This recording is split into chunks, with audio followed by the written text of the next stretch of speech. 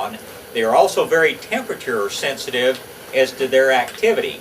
As little as it's 2 degrees centigrade, let's say 5 degrees temperature shift in the liquid that they're in can activate new forms, can deactivate old forms. So you want your compost tea to be pretty close to the ambient temperature when you put it out. I mean, don't make it in a super warm garage and then come out and spray it on a super cold day.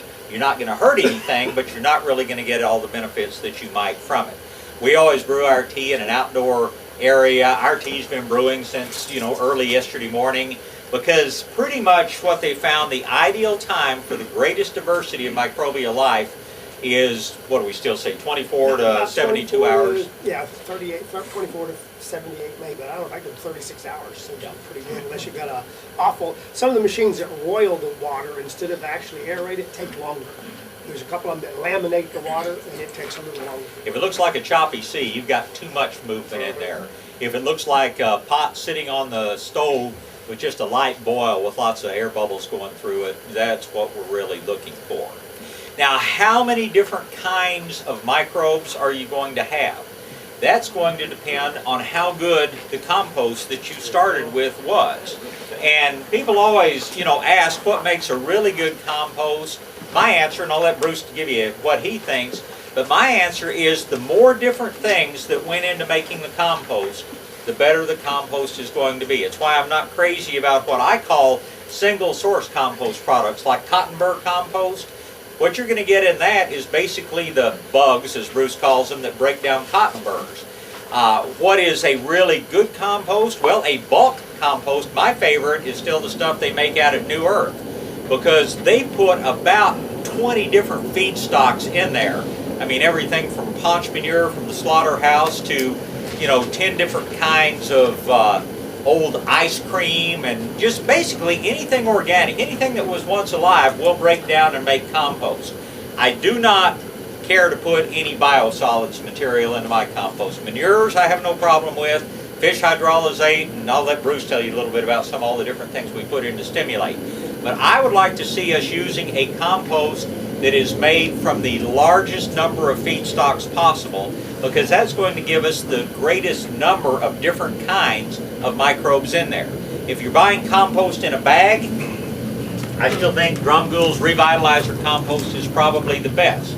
But I always worry about bagged products, because you don't know if they've been sitting on a pallet for 3 weeks, sitting out in the hot sun with a plastic cover over the top of them, which is going to knock down a lot of the diversity that's in there. Now, how much diversity is in there? Oh, I think they say that with really good healthy compost, in a big tablespoon of compost, you could have 10,000 different kinds of bacteria. And you could have millions of each kind. But 10,000 different kinds of bacteria, 5,000 different kinds of fungi, and who knows how many protozoans and other things. There is a tremendous amount of life underneath there. If you come sometime when we do have a microscope set up, you put like 1 drop of liquid on a microscope slide, and when you narrow that down, you're probably looking at 1/10,000th of that slide, and yet if your eyes were good enough to count, you'd probably count 5,000 little bacteria, doing this all underneath there. It's just incredible the number of microbes that you are getting in your compost tea. Now, before we talk about the brewing process, why would you want to use compost tea? Well, I think that, that the health of plants depends more than anything else on the diversity of microbial life in the soil.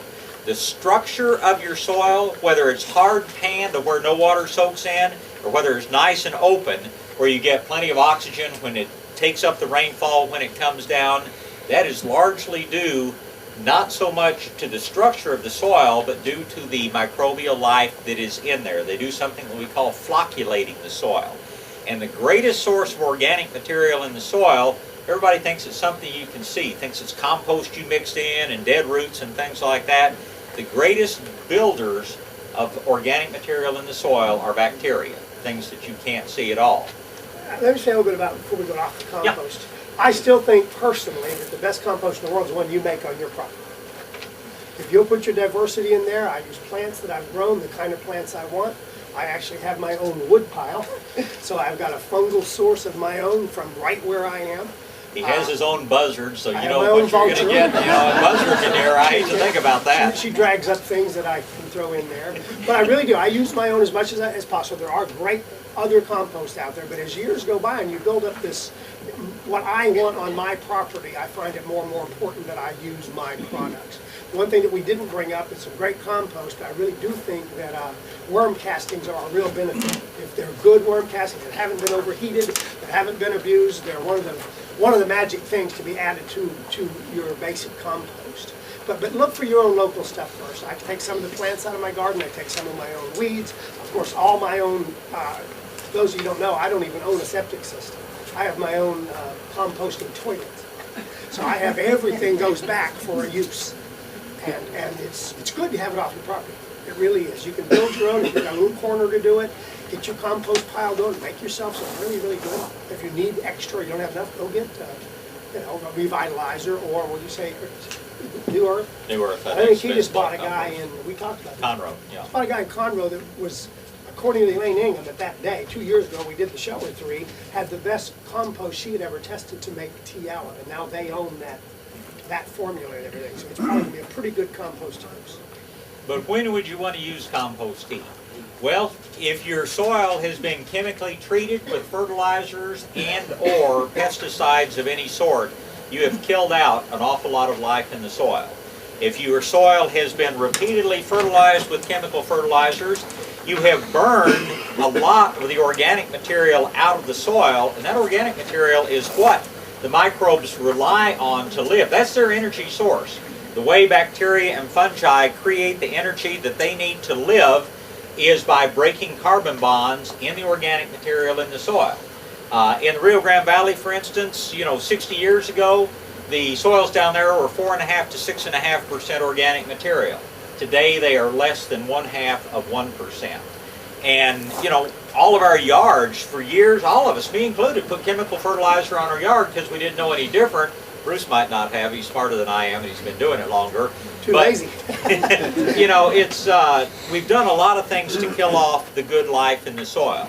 We tend to grow plants that have been raised in very sterile situations, and we're finding that healthy plants, the roots are covered several layers deep with beneficial bacteria. The leaves and stems are covered several layers deep with beneficial bacteria and beneficial fungi.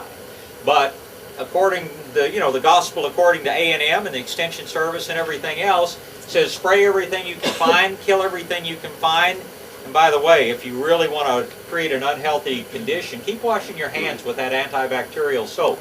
You're killing off all those beneficial microbes that are on your skin, protecting you.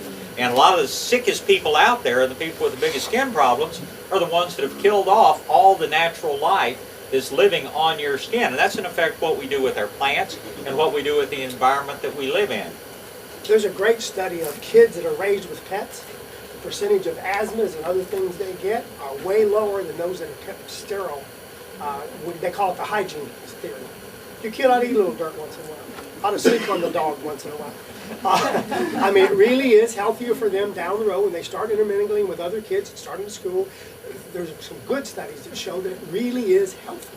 Sterilization is not necessarily, people that drink sterilized and pasteurized milk, they're finding out there's a lot of better things in whole milk, except the government don't want us to have it. You hear 2 hours of that, 5 o'clock this afternoon. This is what he talks about on his show. He doesn't do nearly, I'm not criticizing it at all. But Bruce doesn't do the call-ins the way that I do. He does more prepared, material from his great research, and you will find a lot of very interesting things there. But other reasons that we use compost teas on things, I don't care what kind of fertilizer you're using, whether it's no fertilizer or whether it's organic. Well, I do care. I want you only to use organic. But whatever kind of material you're using, that fertilizer cannot be processed and used by plants until it's acted upon by